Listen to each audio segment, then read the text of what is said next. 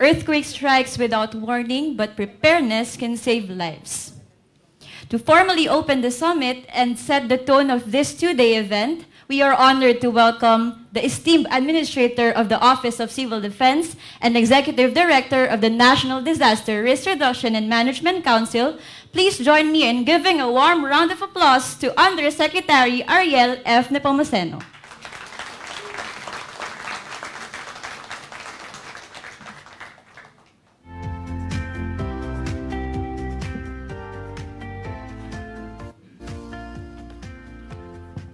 Good morning to everyone. Good morning.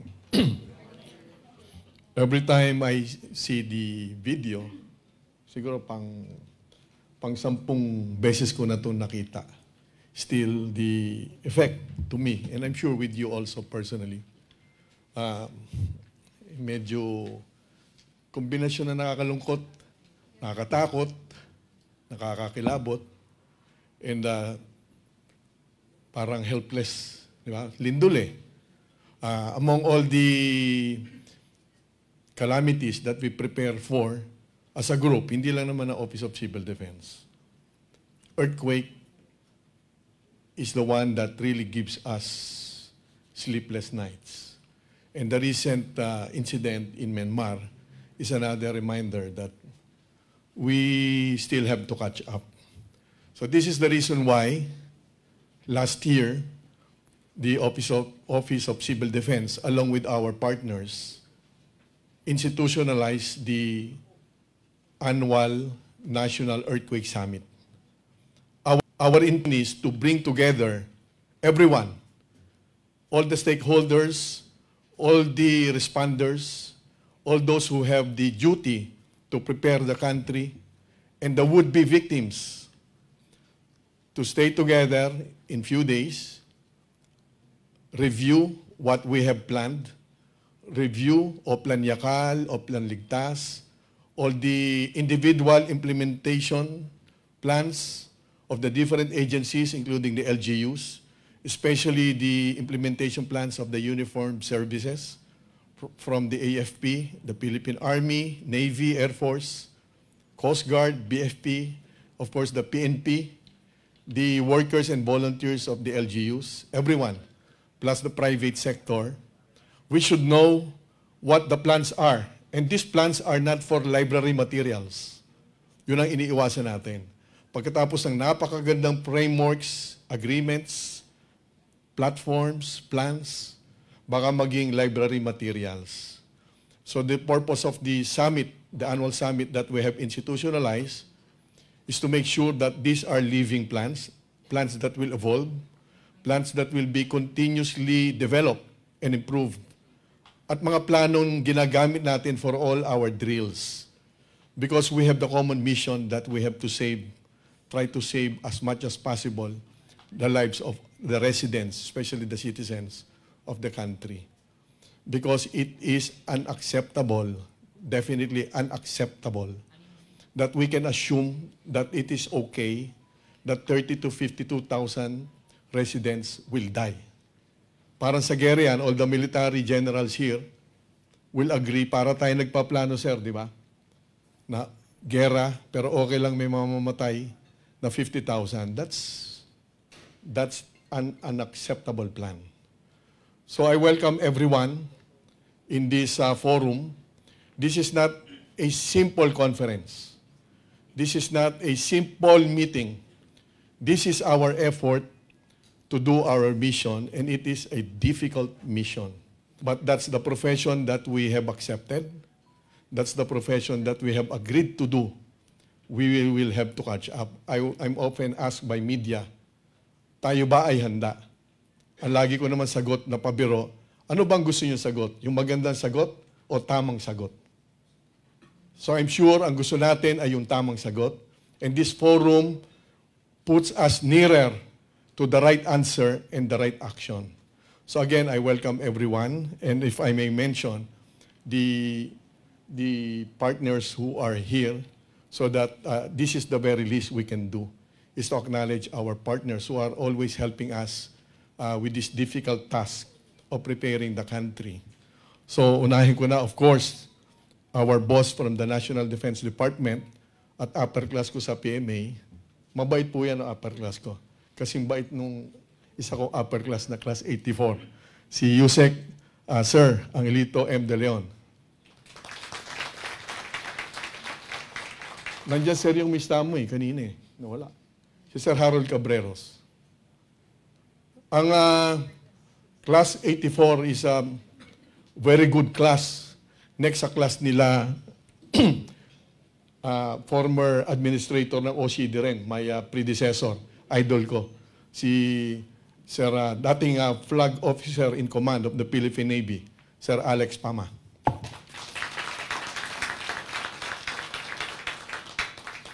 Anytime yan, nate-text ko, lalo na pag may kailangan ako. Tinulungan nila kami instantly sa Canlaon when we were there. Sa kayabangan ko kung ano-ano pinangako ko, wala naman kaming budget dahil alam ko nandyan ang mga taga-Arise. Hindi nila ako papabayaan at hindi nila ako pinabayaan. Salamat sa inyo. Teka, nahulog. Oh. Parang tumangkad na ako. And from the DILG, salamat sa kanilang tulong because the National Simultaneous Earthquake Drill keeps on being improved. The participation goes wider from less than 100 participants from the LGUs. The NSED last month, this month pa yun, April. Basta itong ating last month. From less than 100, ang nag-participate na from the LGUs is 1,300 plus LGUs. Salamat sa DILG. And Yusek Marlo Iringan is here.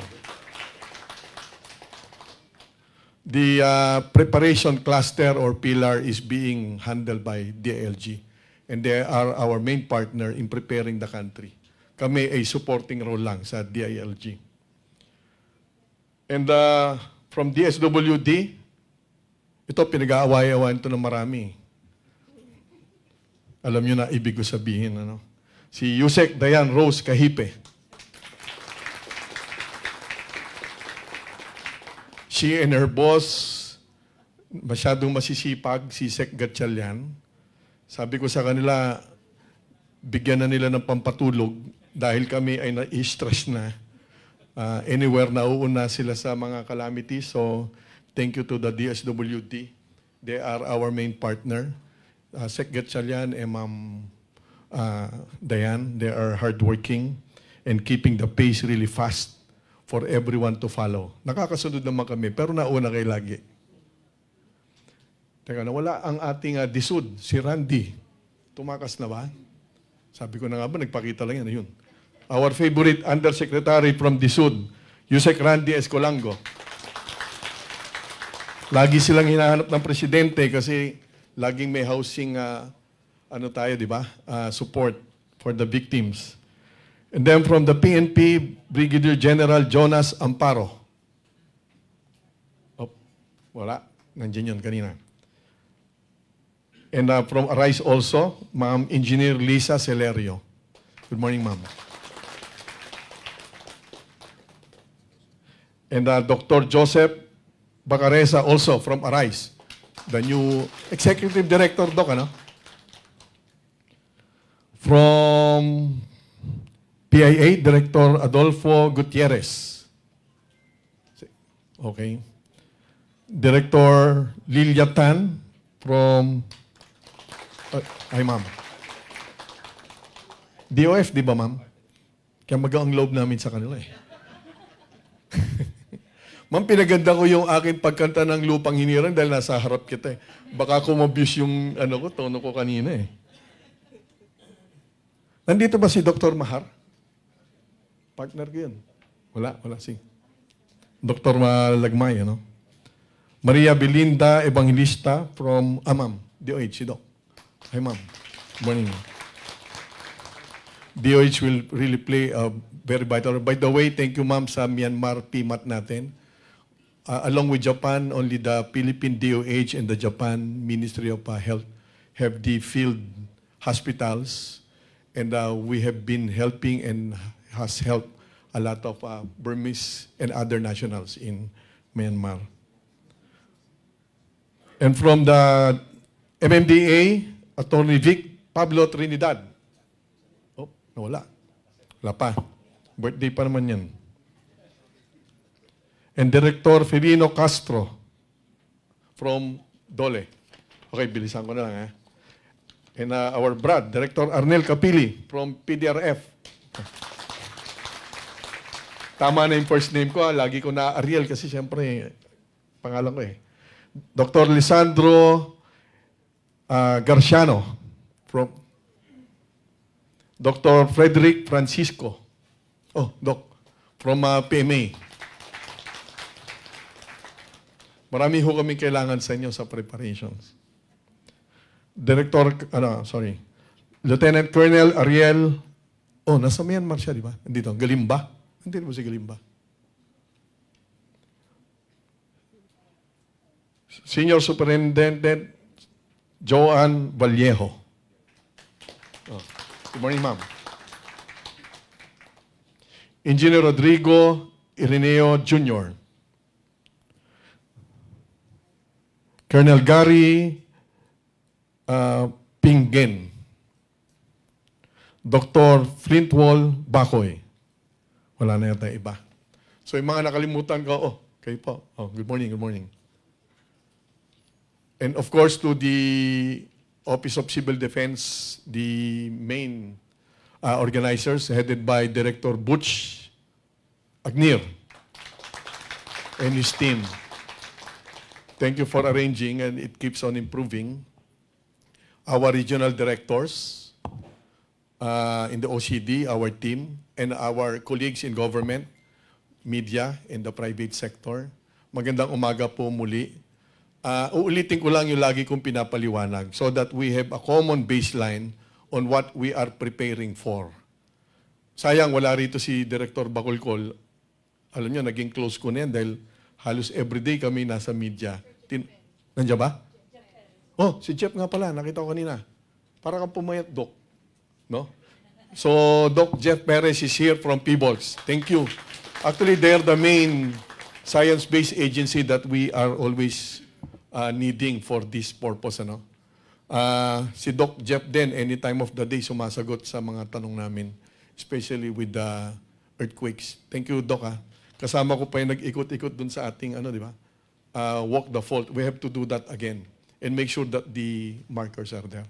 So ano ba yung ating pinaghahandaan? Let's discuss the scenario briefly. Kasi alam ko, opening remarks lang o dapat eh. But I just have to make sure that we have a common understanding what we have to prepare for. The one you've seen in the video is a snapshot of what can possibly happen with the so-called big one. The big one refers to the West Valley Fault System moving and possibly unleashing a 7.2 magnitude earthquake. Napakalakas po nun. Hindi nyo kayang tumayo sa ganong klaseng lindol. And soon we will have our own simulator in Camp Aguinaldo and hopefully in Clark para malaman nyo kung gaano kabigat at katindi yun. Para kayo nakasakay sa ATV, all-terrain vehicle. Hindi yan kaya ng lakas ng loob or muscle. Tutumba kayo. Now, the forecast or the projection done in a study way back 2004 by JICA, MMDA, and PBOLS, ang sinasabi dyan, immediately may mamamatay 30,000 plus from collapsed structures and from the simultaneous, spontaneous fires, mga sunog, plus another 18,000 plus. So, nasa 50,000 plus. Mamamatay kagad. Kahit nung COVID, hindi natin dinanas yan. 100, 200 nung COVID, pag may namatay isang araw, overwhelmed yung ating health system. And we have to find out ano rin ang surge capacity ng hospitals natin. I quite doubt that 50,000 immediate casualties can be, diba? At 162,000 ang baka lubhang masugatan. Can that be accommodated? And then mismo mga ospital natin, delikado, bridges will collapse. Again, 50,000 plus immediately will die. 162,000 plus will be seriously injured and kandidatong mamatay. 4 to 6 million individuals will be dislocated. Magulo yan. Mass hysteria yan.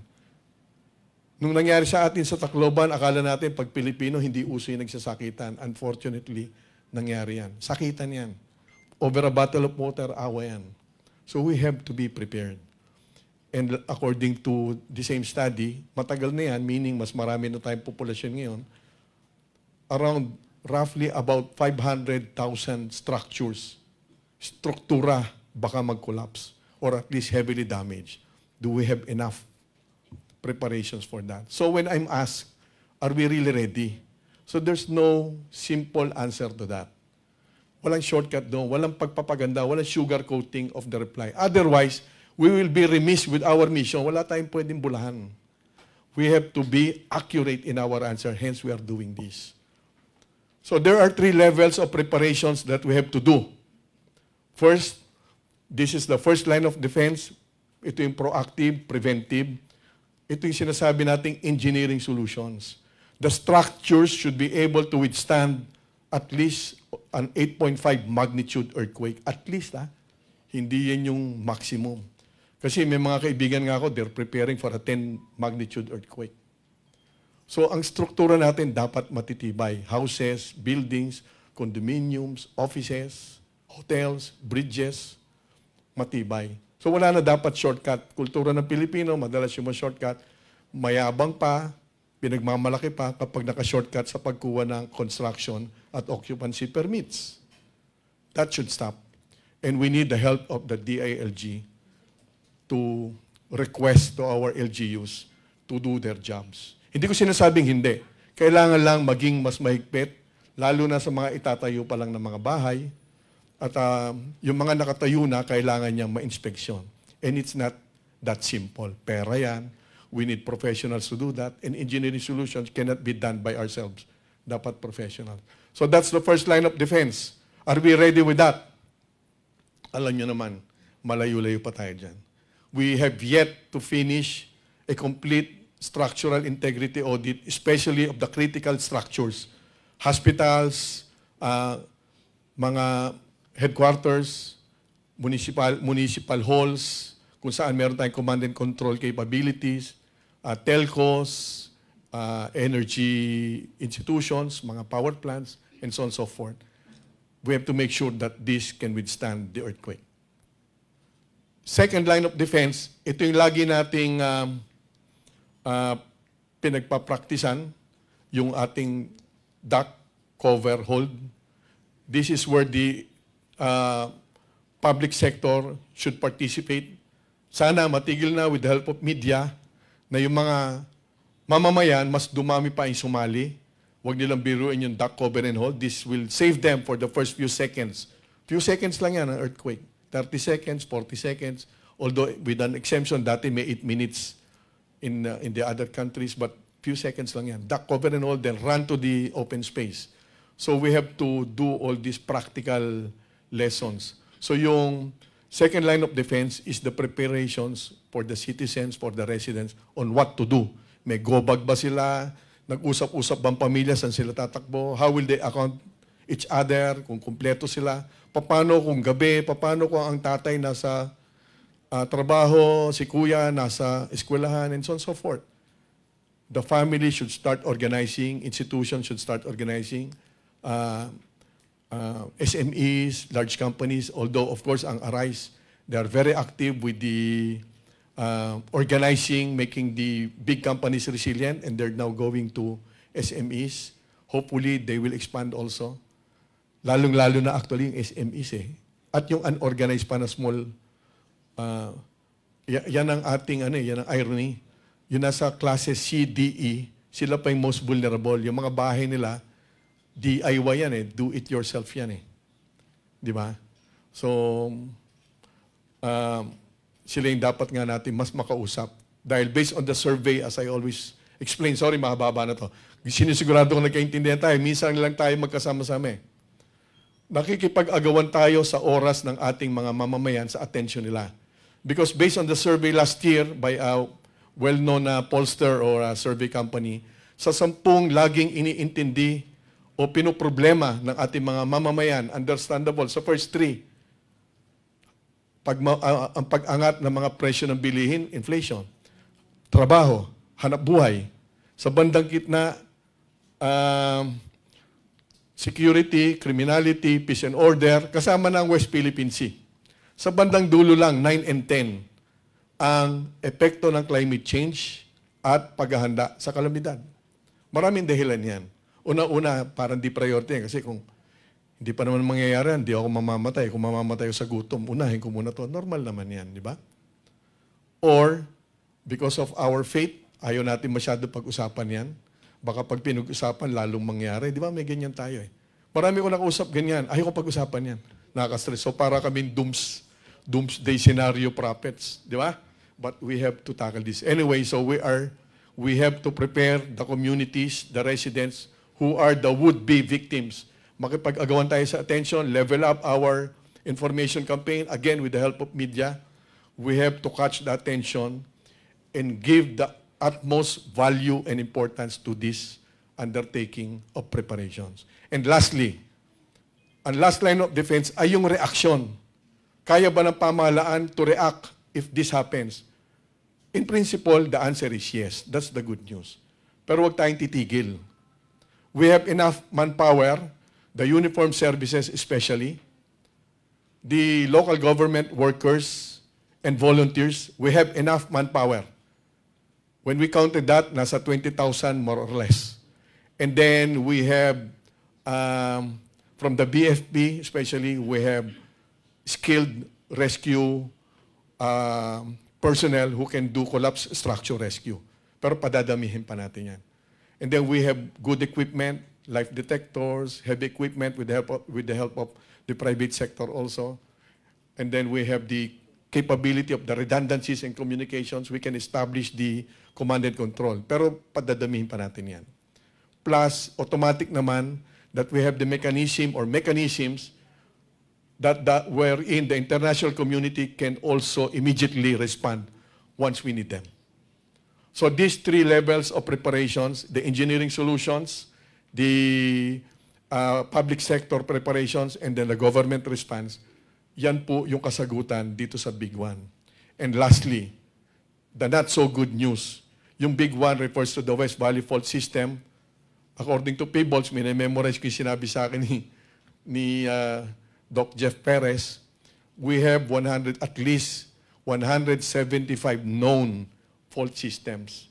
Yung West Valley Fault, isa lang doon.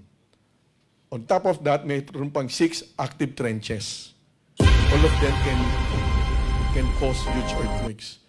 Yung Manila Trench pa nga sa kaliwa, instead na 7.2 magnitude lang, pag tinignan niyo yung mapa natin, sa kaliwa niyan, mayroong malalim na guhit. That's the Manila Trench. If it moves, it can unleash an 8.3 magnitude earthquake with a possibility of tsunami. Yung po ang pinaghahandaan natin.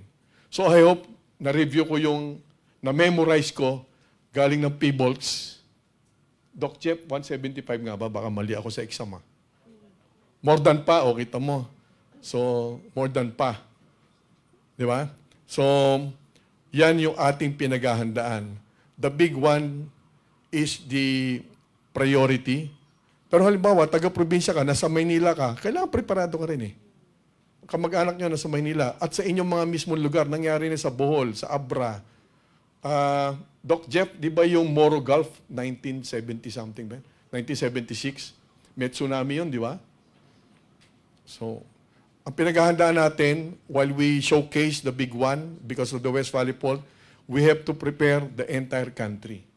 So yun po, sana pagtulong-tulungan natin, mga kasama at kaibigan, hindi pa tayo pwedeng mag-relax.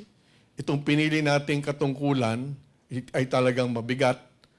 Pagbutihin pa natin, hindi pa tayo pwedeng mag-relax. We have to keep on improving the preparations. We have to create the noise so that we can catch the attention, especially of the communities. The government should keep on improving our capabilities.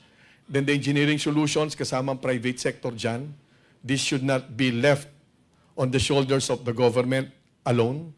Sama-sama ho tayo. And the activity today, again, is not a simple conference.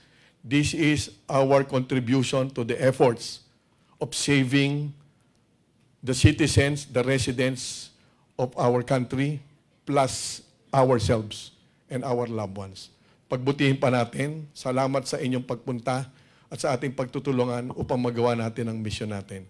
Maraming salamat po. Mabuhay tayong lahat at mabuhay ang bansang Pilipinas. Mabuhay po.